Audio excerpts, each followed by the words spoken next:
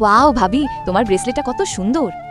শ্রেয়া, আমার ব্যথা লাগছে, দাঁড়াও আমি খুলে দিচ্ছি। এরপর রাধিকার হাত থেকে ব্রেসলেটটা খুলে শ্রেয়া তার হাতে পড়ে। ওয়াও মা, দেখো তো আমার হাতে ব্রেসলেটটা সুন্দর লাগতেছে না? হ্যাঁ মা, অনেক সুন্দর লাগতেছে। তুই ওই ব্রেসলেটটা নিয়ে নে। হ্যাঁ শ্রেয়া, তুই ওটা নে, আমি রাধিকাকে আরেকটা কিনে দেবো। কি ব্যাপার শ্রেয়া, তুই কোথায় যাচ্ছিস? ভাইয়া, আমার বান্ধবীরা শপিংয়ে যাচ্ছে, এজন্য আমিও একটু শপিং করতে যাচ্ছি। আচ্ছা, এই ব্যাগটা তো রাধিকার। রাধিকা, এই ব্যাগটা তোমার না? হ্যাঁ সুজয়, এটা নাকি শ্রিয়ার অনেক পছন্দ হয়েছে, এই জন্য শ্রিয়াকে দিয়েছি। আজকে শ্রিয়া মন খারাপ করে দাঁড়িয়েছিল। শ্রিয়া, কি হয়েছে তোর? তুই এভাবে যথা লাগে মন খারাপ করে দাঁড়িয়ে আছিস কেন? মা, আজকের মধ্যে আমার 50,000 টাকা লাগবে, এখন কি করব বুঝতে পারছি না। ও এই ব্যাপার। আচ্ছা তুই টেনশন করিস না, তোর ভাই সুজয়ের থেকে আমি টাকা নিয়ে দিচ্ছি। বাবা সুজয়, তোর বোন শ্রিয়ার নাকি হঠাৎ 50,000 টাকার দরকার, একটু টাকাটা দিয়ে দে না বাপ।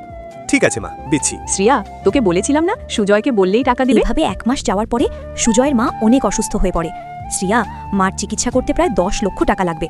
তোমরা তো জানো আমাদের বিজনেসে লস হয়েছে, তোমরা যদি 6 লাখ টাকা দিতে তাহলে মার চিকিৎসাটা হয়ে যেত। তখন শ্রিয়া যে খারাপ কাজটি করলো তা দেখলে তোমরা সকলে অবাক হয়ে যাবে। আল্লাহর এই সুন্দর নামটি দেখে যে ভিডিওতে লাইক করে চ্যানেলটি সাবস্ক্রাইব করে দিবে। হে আল্লাহ, তুমি তাদেরকে হজ করো, তৌফিক দান করো। এই বুড়ি মারা যাবে না থাকবে সেটা আমার দেখার বিষয় না, আমি 1 টাকাও এই বুড়ির পিছনে খরচ করতে পারবো না। এটা বলে শ্রেয়া সেখান থেকে চলে যায়। তখন রাধিকা, সুজয় এবং তার মা অনেক মন খারাপ করে।